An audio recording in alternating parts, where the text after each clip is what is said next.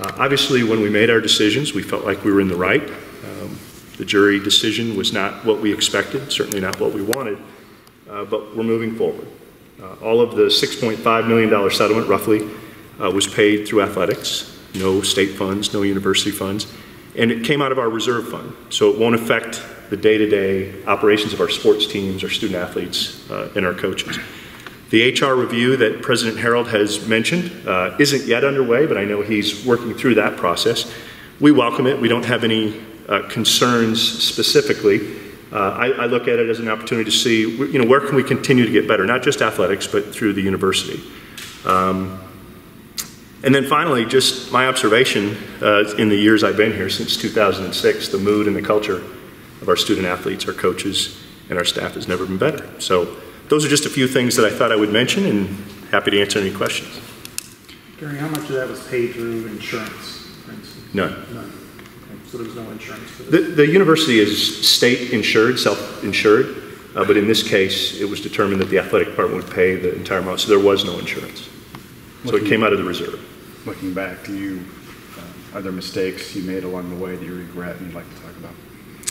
I won't talk about anything specifically. What I will tell you is that, and obviously I've had a lot of time to think about it over the last couple of years, in principle, I'm very confident with the decisions that we made and that I made. Tactically, I suppose you can always think of things that you could have improved upon from a tactical standpoint, but from a principle standpoint, we felt like we made the right decisions, which is why it went to court. Obviously, we ended up with a result that we didn't expect or want.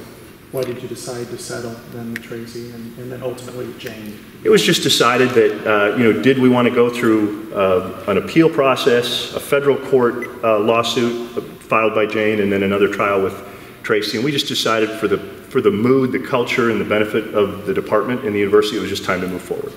Gary, are you concerned that this will impact your ability to hire coaches in the future? No, I'm not. It's all transparent. We've hired a few people and a few assistant coaches since then, and when I've met with those coaches, I've offered to talk about it, and there have been zero concerns to this point. How do you feel about your job security based on with all this? I always look at job security as a day-to-day situation in my job, and I sort of jokingly say that.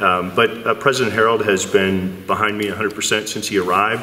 He knew when he took the job about this situation. He talked to a lot of people about it to find out what happened, how it happened, and he's been supportive from day one. Using athletic department funds for the lawsuit, does that affect what you guys do? How does that affect the department, I guess, losing that money?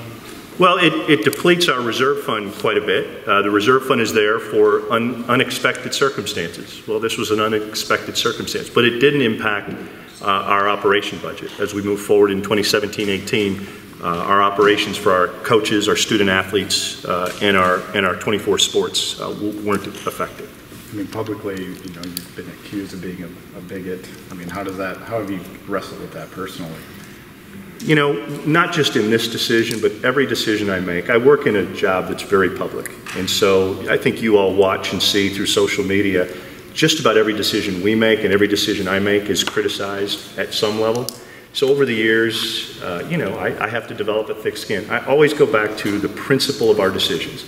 If we make decisions based on what we think are strong principles and done for the right reasons, do it with integrity, then I expect criticism, not just in this case, but in everything we do. And I just have to, I sleep well at night knowing I did the best I could with the information I have. I'm not going to lie and say that, the last several months were easy. They weren't. They were difficult. But I kept going back to, I still stand by the decisions we made. Tactically, could we have done some things in hindsight differently? Possibly. But in terms of value and integrity, I feel very comfortable with the decisions we made. And from now, we're moving forward. Is there any moment you considered resigning in the last month? No. Is any of the criticism warranted, do you think? Pardon me? Is any of the criticism warranted? I don't know what criticism specifically you'd ask about. But again, I made decisions, and it wasn't made in a vacuum. All the decisions we made were made with the Attorney General's office, the President's office, HR. So people can be critical of everything we do. At the end of the day, we stand by the decisions we made. So do you ever look back at this and say, I should have seen this coming, or is it easy with hindsight? Hindsight, again, tactically, you can think of, whether it's this decision or every decision I make, tactically, I can think of things. I'm certainly far from perfect. I tell my staff, you're going to make you're going to make mistakes every day. I make mistakes every day. As long as you put them on the table, you did them with integrity, you did them with the best of your ability, you didn't lie about it, then we'll move forward. And that's how I feel about these decisions as well. We did what we thought was right at the time. We still believe that principally we were in the right. Tactically, could we have done some things differently? I suppose, but at this point you learn from whatever you learn. The HR review, if we learn anything from that tactically we can improve upon, we will. But we're really moving forward. And as I mentioned, I can't emphasize enough. I've been here since 2006. Our coaches, our student athletes, our administrators, the mood and the culture has never been better since I've been here. And that tells me a lot about where we're headed. You say it hasn't come up during the interviews, and you mentioned the review, but has it changed day-to-day operations, or are there things you're doing differently now? Over the last 3 or 4 years, we've changed some things that maybe they would have changed based on these decisions or not. I think the national culture has changed. If you look at what's happening with student athletes and social media, so we're making those types of changes, but nothing has changed tactically or decision-wise since the decision. Now, since that time, Gene Taylor, who was provided the opportunity to become the AD at Kansas State, I'm very happy for him. I moved Barbara, which was by design. When I hired Barbara, I knew that Jean would be leaving at some point, so we moved her into the deputy spot, and that's been seamless. And then we hired a gentleman by the name of Marcus Wilson, and Marcus came in and took the senior associate job that Barbara was in. So some changes have occurred, but they're all, that actually make us better, make us stronger. That's not a dig on Jean, but I'm really happy for him. And when I hired Barbara, she had been an AD. She had been my deputy AD at Wyoming, and so I knew what her abilities. The transition's been seamless. And at some point, they'll meet Marcus Wilson, who was a senior associate AD at Maryland. And he just started this week, so far he hasn't screwed things up too bad, but he's been a great addition. When you reassigned Jane, you did it with the recommendation of George Carroll. Going back, would you have done something different? And how will you take that type of advice from the Attorney General's office going forward? Scott, I'm not going to, again, I've acknowledged I've spent a lot of time thinking about the principles and the values of the decisions that I stand behind, and then I've thought of various tactical things that I might do differently going forward, but I'm not going to break down specifically those things that I've contemplated either way. What's the status of the Title IX investigation right now from the Department of Education? I think when they left here a year and a half ago, there really hasn't been any updates. So I don't know if that's good or bad, but we haven't heard anything from them, other than a few follow-up questions that were pretty benign. You kind of touched on it, but it seems like you've got a lot of confidence in leadership, Kirk Ferentz, Tom Brands, and run down the line coaches. I mean, is that at least a little bit validating for you going forward? Absolutely. I mean, I talk to colleagues across the country all the time, and when they see how long Lisa Bluter has been here, Kirk Ferentz, Tom Brands, and Fran is the new kid on the block, and I think he's going into his 8th season. I'm going into my 12th year. So one of the things that Iowa has done is had that consistency in leadership, and I think that's a valuable asset to us. And all the leaders you mentioned, as well as all the leaders you haven't mentioned, I feel great about. Given the results of that, of the settlements and things like that, does there have to be a concerted effort, PR-wise, to make people believe again that you guys have this culture that has been painted that you have? Here's what here's the way I approach, to use your term, PR. Nothing I can say today can probably change people's mind. But if you look at my time, let's talk about me specifically for a moment. My time over the last 11 years, I think I've proven over a long period of time for those who are around me and have watched the leadership that they know who I am and how I do things. Same for the department. We don't have a PR campaign to somehow get through this, but we're gonna live off of and behind the time-tested decisions that we've made. And I think that's why when I've had discussions with some of the assistant coaches that we've hired this summer, they know who we are, they know who Iowa is, they've done their homework on who I am and our leadership team. And again, other than the very focused situation that received a lot of attention here, not as much nationally, there hasn't been a single person who's concerned about coming to work for us. Barbara Burke is a great example. Barbara worked with me in Wyoming.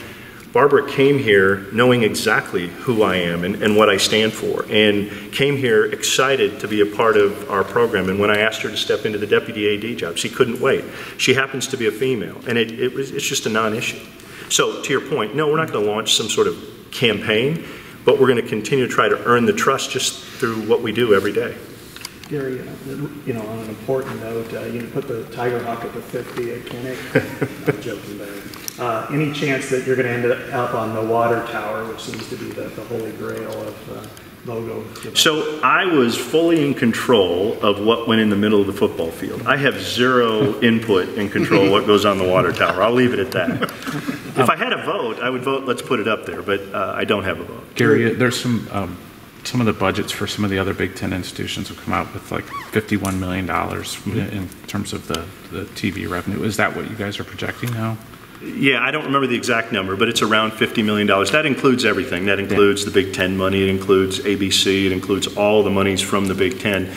And if you back up a few years, we've known that a number like that is going to be coming. And so we did things like the Jardine Learning Center and the Kinnick North End Zone and the Finkbine coming forward. And then the other thing that we've done over the last couple of years in anticipation of that money is we've been hiring more athletic trainers. We hired a full-time nutritionist. We hired another sports psychologist.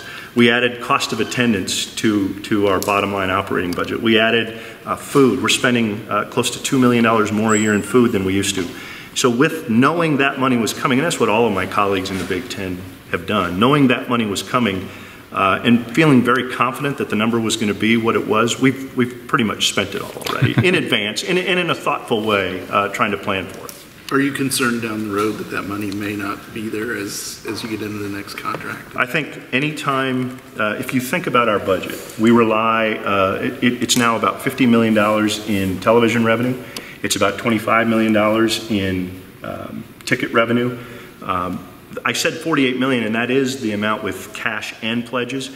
But cash-wise, if that's another $25 million a year, whenever, for the first time, starting about a year ago, that the TV revenue exceeded tickets and fundraising, you just have to be thoughtful about relying on one particular revenue source.